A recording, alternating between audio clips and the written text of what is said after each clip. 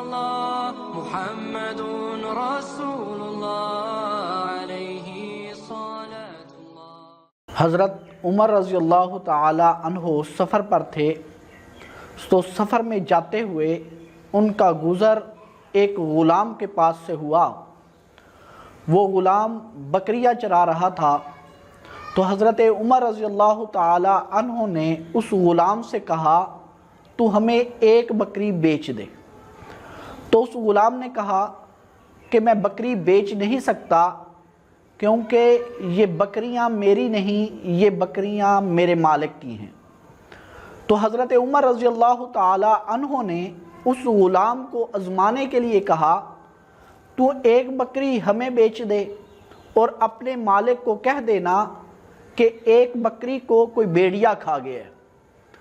تو وہ غلام کہنے لگا ٹھیک ہے، میں ایک بکری تمہیں بیچ دیتا ہوں اور اپنے مالک کو جا کر کہہ دوں گا کہ ایک بکری کو بھیڑیا رہ گیا ہے، لیکن مجھے یہ بتاؤ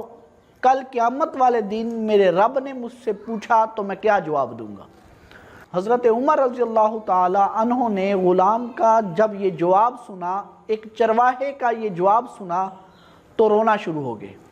آنکھوں میں آنسو آ گئے، خوب روئے، اتنا روئے کہ داڑھی مبارک آنسوؤں سے تر ہو گئی۔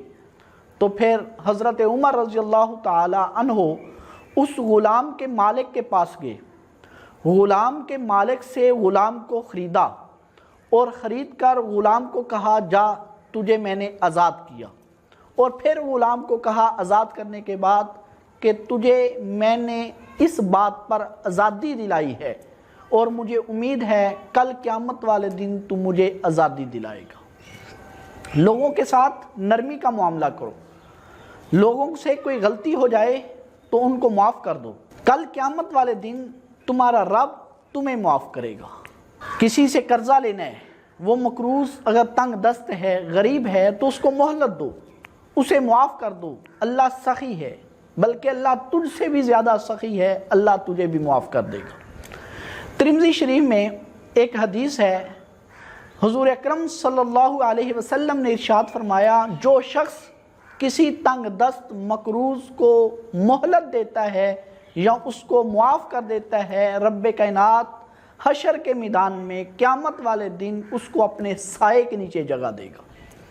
اور ایک اور حدیث میں آقا علیہ الصلوۃ والسلام نے ارشاد فرمایا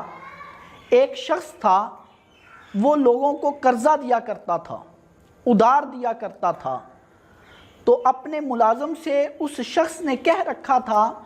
کہ جب تو کسی غریب تنگ دست سے قرضہ وصول کرنے جائے تو اسے معاف کر دینا، اس تنگ دست غریب کو معاف کرے گا، مجھے امید ہے رب کائنات ہمیں معاف کرے گا۔ آقا علیہ الصلوۃ والسلام نے ارشاد فرمایا جب اس شخص کی وفات ہو گئی، انتقال اس شخص کا ہو گیا، تو اللہ کے ہاں جب وہ پہنچا تو پیغمبر علیہ الصلوۃ والسلام نے ارشاد فرمایا رب کائنات نے بھی اس کو معاف کر دیا۔ مشکات شریف میں ایک حدیث ہے، حضور اکرم صلی اللہ علیہ وسلم نے ارشاد فرمایا جو شخص کسی تنگ دست غریب مقروض کو مہلت دیتا ہے، جتنے دن کی مہلت دیتا ہے، ہر روز اسے اتنے پیسے صدقہ کرنے کا ثواب ملے گا۔ اگر کسی سے 1 لاکھ روپیہ لینا ہے اور اسے کہتا ہے کہ میں تجھے مہلت دیتا ہوں کہ 2 مہینے کے بعد میں تجھ سے 1 لاکھ روپیہ واپس لے لوں گا، تو اب جو اس نے 2 مہینے 60 دن کی مہلت دی ہے تو ہر روز اسے 1 لاکھ روپیہ صدقہ کرنے کا ثواب ملے گا، 60 لاکھ روپے صدقہ کرنے کا اس شخص کو ثواب ملے گا۔ أنت في الوجدان حي، أنت للعينين ضي، أنت عند الحوض ري، أنت هاد وصفي